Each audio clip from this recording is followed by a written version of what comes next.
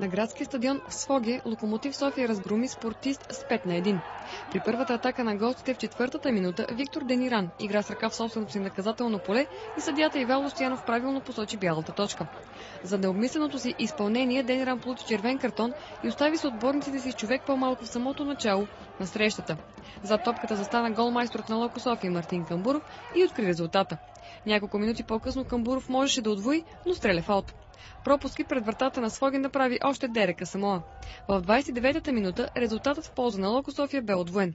Голмайстор отново бе Камбуров, а асистенцията на Димо Атанасов.